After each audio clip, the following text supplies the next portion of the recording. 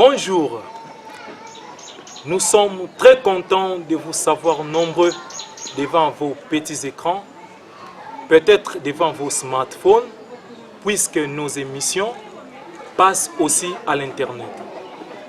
Aujourd'hui comme hier, nous, les Africains, disons mieux, les négro-africains, sommes préoccupés par notre position sociale parmi les restes des hommes de l'humanité.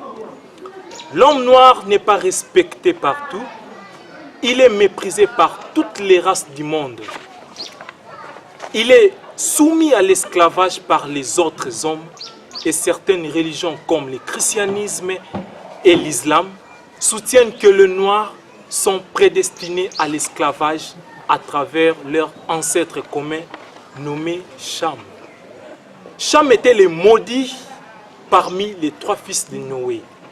Une affirmation pour le moins rocambolesque quand l'on sait que nos ancêtres noirs n'ont jamais parlé d'un certain Cham qui aurait été leur ancêtre commun.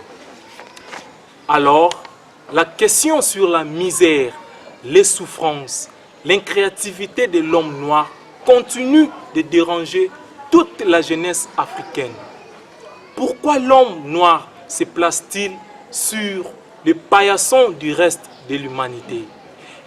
Pour répondre à cette question, bien évidemment, nous avons fait appel à un des grands africanistes et spiritualistes de l'Afrique moderne pour tenter de porter une lumière à cette problématique et surtout pour chercher à examiner comment sauver l'Afrique noire.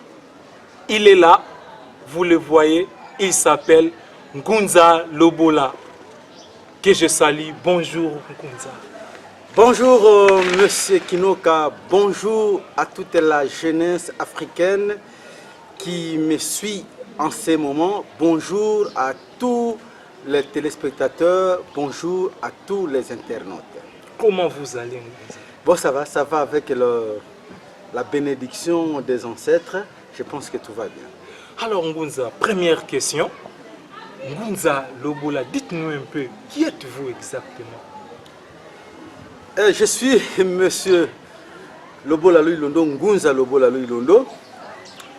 J'ai été créé par les dieux, par nos ancêtres, pour tenter de ramener la vérité en Afrique, parce que la vérité a été tenue captive en Afrique et c'est ce qui a fait que les Africains sont devenus une chose des autres hommes et les Elohim, c'est-à-dire nos dieux, nos divinités, nos ancêtres ont imaginé d'envoyer des hommes, des esprits choisis par eux-mêmes pour essayer un peu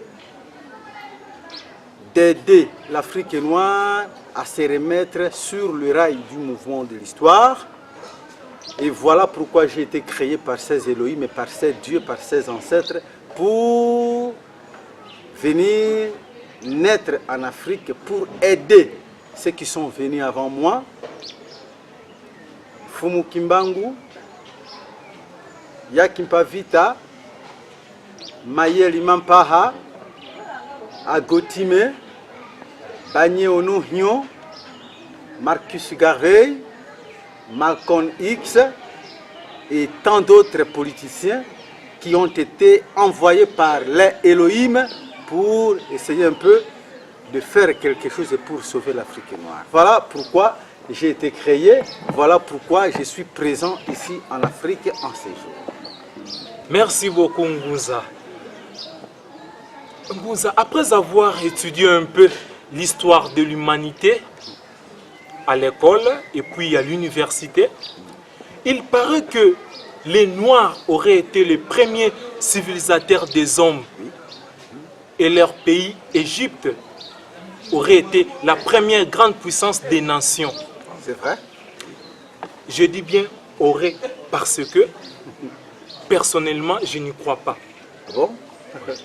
Je n'y crois pas parce que je ne sais pas comprendre comment un peuple qui aurait été développé sur tous les points de la vie soit tombé très bas comme ça,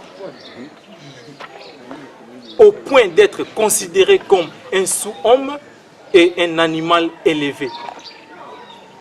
Comment pouvez-vous expliquer ça, vous qui êtes spiritualiste? Merci beaucoup, merci Monsieur Kinoka. Vous n'arrivez pas à comprendre pourquoi l'Afrique, qui selon vous aurait été la grande puissance de l'histoire, qu'elle soit tombée très bas aujourd'hui au point d'être considérée par d'autres peuples ou par d'autres races comme un peuple inférieur, une race inférieure, des sous-hommes. Mais cela ne doit pas vous étonner pour autant, parce que, en réalité, M. Kinoka, l'histoire est assise sur un phénomène qu'on appelle la dialectique historique. La dialectique historique est un phénomène qui accepte que aucun homme n'est statique dans sa forme physiologique. Quand tu nais aujourd'hui, eh bien, M. Kinoka, il faut comprendre que demain, tu deviendras un homme capable de subvenir aux besoins de tes parents qui aujourd'hui sont pour toi des tout-puissants.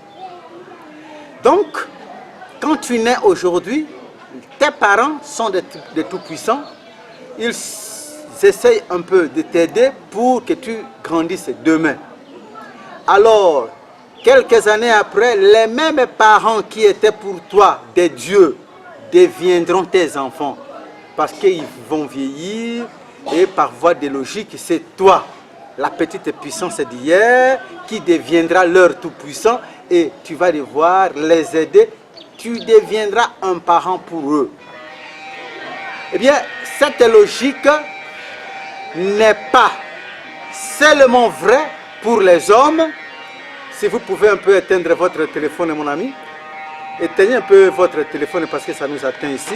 Cette logique qui est vraie pour les enfants et les parents, l'est aussi pour les communautés.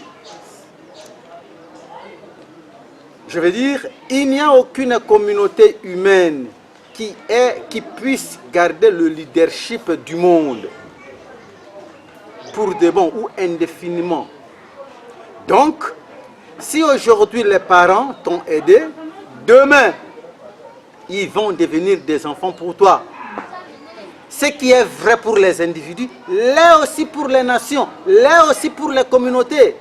Donc, il ne faut pas que tu puisses douter de quelque chose parce que l'Afrique qui était une grande puissance d'hier, pourquoi elle est devenue un continent des sous-hommes? Non.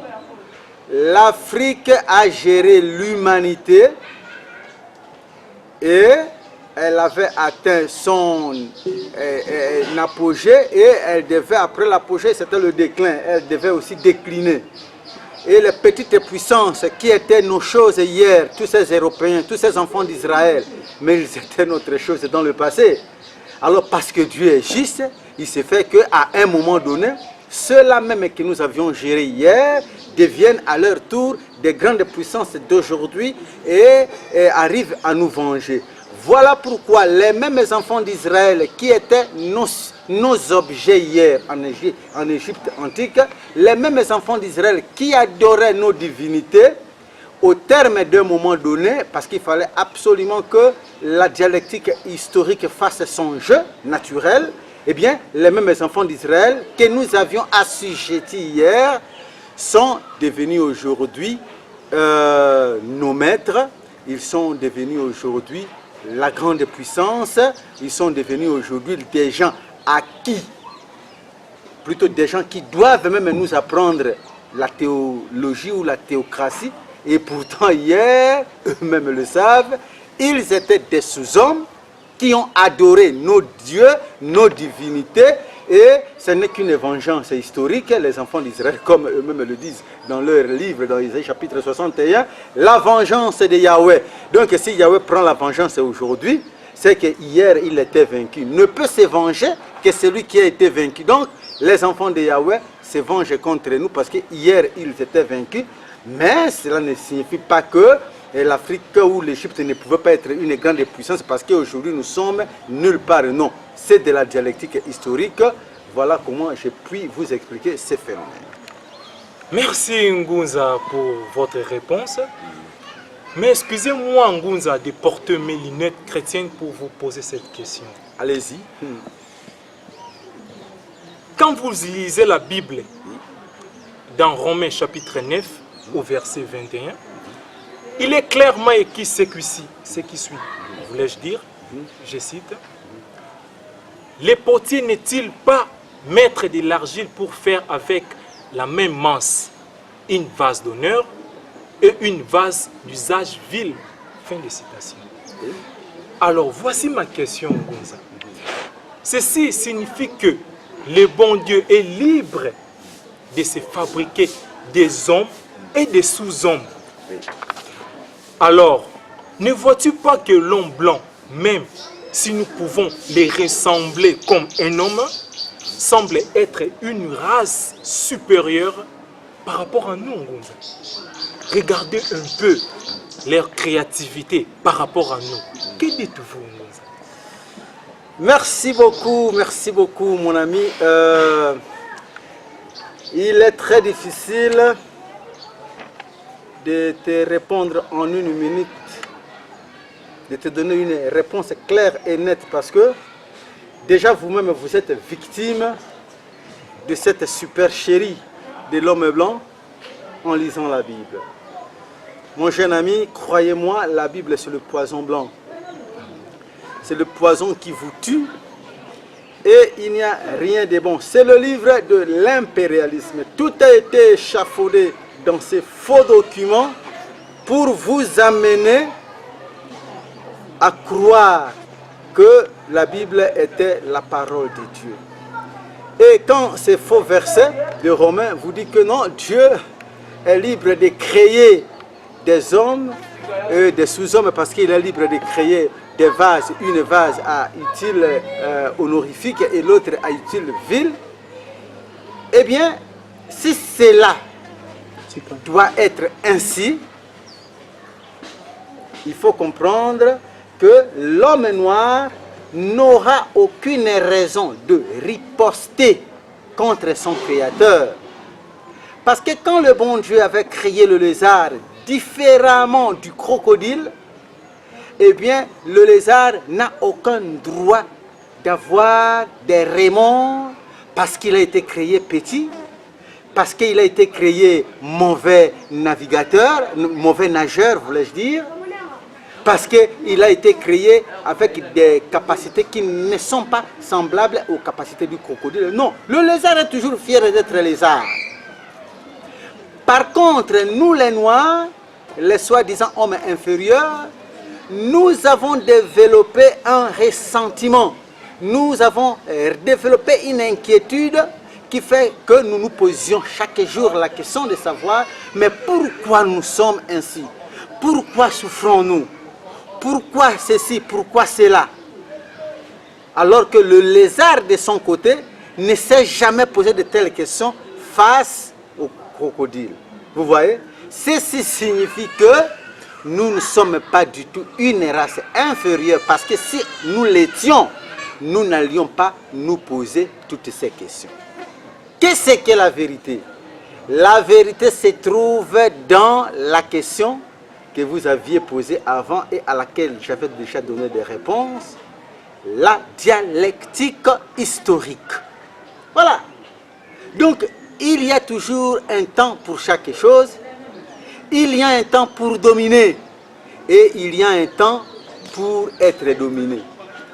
Il y a un temps pour servir et il y a un temps pour être servi. Il y a un temps pour inventer, créer et il y a aussi un temps pour subir. les inventions des autres, il y a un temps pour consommer les inventions des autres. Et voilà que nous les Africains aujourd'hui, nous sommes devenus la chose des autres parce que hier, la science, la mathématique, la chimie, tout ça c'était nous, les maîtres. Même les enfants d'Israël le savent. Thalès, Eudoxe, Pythagore, tous ces messieurs-là, ils sont venus apprendre à l'école africaine et c'est nous qui étions des professeurs. Vous voyez? Donc, toute la philosophie, toutes les connaissances des enfants d'Israël, la Grèce antique, c'est une Grèce qui était à l'école égyptienne. Donc, il ne faut pas vous fier à toutes ces histoires de la Bible et tout ça, mais la Bible, c'est le livre le plus controversé du monde, un livre qui ne mérite aucun respect, un livre auquel, moi je me demande, donc c'est le livre des impérialistes, ça ne vaut même pas la peine de jeter un coup d'œil là-dessus, parce que c'est plein de contre-vérités, plein de contradictions, et si vous voulez un jour, eh bien, nous pourrons développer une émission là-dessus pour te prouver noir sur blanc que la Bible c'est le poison blanc, c'est le livre qui a tué les Noirs, et les preuves sont légion et j'espère qu'un jour vous allez m'inviter pour pouvoir répondre à toutes les questions concernant la Bible. Alors, jeune frère, je te conseille, aujourd'hui, il faut lire de moins en moins ces documents, c'est loin d'être la parole de Dieu, parce que si l'erreur peut être humaine, mais elle ne peut pas provenir de Dieu. Alors, si la Bible était réellement la parole de Dieu comme on te l'a fait croire, elle ne pouvait pas avoir de contre-vérité et elle ne pouvait pas se contredire. Libère un peu ton esprit vis-à-vis de ces faux documents, c'est la moindre des choses. Merci beaucoup Ngunza. En suivant votre discours, la Bible est le livre de l'impérialisme. Alors on doit l'abandonner, c'est ce que vous dites. Tout à fait. Alors Ngunza, dites-nous un peu, pour vous les Ngunza, comment sauver l'Afrique noire? Qu'est-ce qu'il manque pour que l'homme noir soit reconnu comme un homme digne parmi les autres races?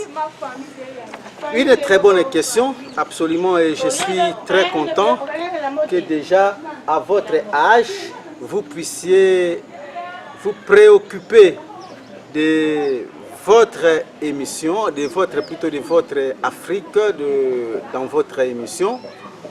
Et ta question, celle de savoir comment sauver l'Afrique noire, eh bien, l'Afrique noire ne peut se développer que si elle parvient à réaliser la recapture de sa spiritualité. Aucun peuple au monde ne peut se développer sans religion, sans spiritualité authentique. De tous les peuples du monde, il n'y a que l'Afrique noire qui vit sans religion. De tous les peuples du monde, il n'y a que l'Afrique noire qui est un pays dans lequel l'homme a été réduit au rang d'une bête. Vous savez, mon jeune frère, mon jeune ami, quand on baptise l'homme au nom d'un autre homme, eh bien, comprenez très bien que l'homme qui a été baptisé au nom d'un autre individu a été tout simplement réduit au niveau de l'animal. Et ce n'est qu'en Afrique que vous pouvez trouver une telle réalité. En Afrique, vous trouverez des Aboubakar. Il a son nom, Thiam. Mais il a été baptisé Aboubakar au nom d'une certaine religion. Et vous comprenez que son ancêtre Thiam n'est devenu qu'une chose, comme on baptise un chien. Le chien qui porte le nom de Rocky, au fait, c'est le nom du patron qu'il a, parce qu'en réalité, le chien ne peut pas avoir un nom. Il doit avoir le nom de son patron. Alors quand vous vous appelez Kanté Moussa, au fait, le patron, c'est Moussa, et ton ancêtre Kanté, n'est devenu qu'une chose de Moussa. Alors, dans toute cette spiritualité, il y a absolument des relations du patron, le saint patron, qui a amené la religion, et sa chose, sa marchandise, c'est l'Africain. Alors, à partir de ce moment-là, l'Afrique a été réduite à une chose. Quelqu'un s'appelle Kandé Jean-Baptiste. Kandé Jean-Baptiste. Au fait, Jean-Baptiste, ce n'est qu'une translittération. Parce qu'en hébreu, c'est Yohan bar Zekaria. Yohan bar Zekaria. Il n'y a pas vraiment l'idée de baptiseur là-bas. Jean-Baptiste, Yohan bar Zekaria, ça dit Jean, fils de Zacharie. C'est ça. Alors, un certain monsieur Kandé, il était congolais, et là au Congo, son père s'appelait Chibouaboua. Alors, il devait s'appeler Kandé Wachibouaboua. Mais lui, il s'appelle Kandé Jean-Baptiste, qui signifie Kandé Jean, fils de Zacharie. Vous comprenez ce que ça signifie? Kandé Jean, fils de Zacharie. Alors qu'en réalité, cet homme n'est pas Jean, et il n'est pas non plus fils de Zacharie. Son père s'appelle Chibouaboua. Donc il devait s'appeler Kandé Wachibouaboua, qui signifierait Kandé, fils de Zacharie. Kandé, fils de Chibouaboua. L'autre même s'appellera, c'est pas moi, Ibrahim Jackson. Ibrahim Jackson, signifie tout simplement Abraham, fils de Jacques. Abraham, fils de Jacques. C'est un tel monsieur, c'est déjà une personne inutile pour sa société. Parce qu'il ne saura jamais entrer en contact avec les esprits de son environnement. Et à la limite, il deviendra même nocif. C'est-à-dire nuisible pour la société africaine. Parce qu'il n'existe pas. Dans l'Afrique de nos ancêtres, celui qui existe, c'est celui-là qu'on a donné un nom. Et ce nom doit être en connexion avec la nature, doit être en connexion avec nos esprits. Et alors, toute l'Afrique vit dans cet environnement qui n'existe plus, dans cet environnement absolument détruit. Et les Africains ne peuvent plus entrer en contact avec leurs esprits, ils ne peuvent plus entrer en contact avec leurs cailloux, ils ne peuvent plus entrer en contact avec leurs rivières, ils ne peuvent plus entrer en contact avec leurs arbres, ils ne peuvent plus entrer en contact avec leurs animaux, et l'Afrique s'effondre, l'Afrique n'existe plus par manque de religion. Et cela étant, la première des choses pour développer une nation, c'est de procéder à la recapture de sa religion. Raison pour laquelle Abraham, je veux parler plutôt de Moïse, quand son peuple était en détresse, en colonisation, en esclavage en Égypte, et pour sauver cet Israël de l'époque, cet Israël colonisé par nous, les anciens Égyptiens, qu'est-ce qu'il fallait? Il fallait absolument redonner aux enfants d'Israël leur religion. Il fallait absolument déterrer la religion de leurs ancêtres. Il fallait absolument déterrer la religion d'Abraham, d'Isaac et de Jacob, d'où il fallait déterrer leur divinité. Et c'est ça la mission de Moïse. Alors nous aujourd'hui, l'Africain, pour être bref, parce qu'il faut beaucoup de choses là-dessus, nous devons non pas imiter, je précise le terme, nous devons non pas imiter les enfants d'Israël. Qu'est-ce que je dis? Nous devons non pas copier les enfants d'Israël, mais nous devons les imiter. Nous ne devons pas copier la démarche des enfants d'Israël, mais nous devons imiter leur démarche. Comment? Nous devons faire exactement ce que Moïse avait fait. À un moment donné, Moïse a ramené son peuple en arrière. Eh bien, il les a obligés de revenir dans la religion d'Abraham, d'Isaac et de Jacob. Donc il fallait que le peuple d'Israël fasse marche en arrière de 450 ans pour récupérer, déterrer la religion d'Abraham, d'Isaac et de Jacob pour devenir enfin libre. Et aujourd'hui, c'est ce que nous devons faire. Nous devons revenir sur nos religions précoloniales, la religion qui a fait de l'homme noir la première grande puissance de la civilisation humaine. Donc nous devons absolument avoir notre spiritualité, récupérer notre spiritualité pour enfin prétendre se remettre sur le rail du mouvement de l'histoire. C'est ce qui nous manque et je vois que le temps qui nous est imparti est déjà là. Il nous faut absolument revenir là-dessus. Et pour ceux qui cherchent à avoir beaucoup plus de précision sur leur religion, parce qu'en fait l'émission concerne essentiellement les négro-africains, eh bien ils peuvent nous appeler à tout moment dans le numéro qui est affiché devant leurs écrans, le deuxième numéro en bas. Je crois que nous pouvons fournir précisément, avec beaucoup de précision, des réponses à votre question et à leurs questions. Et là, ça sera peut-être mon dernier. Merci beaucoup, Ngunza Lobola. Merci, chers téléspectateurs. Vous venez de suivre là les premiers numéros de nos émissions en français.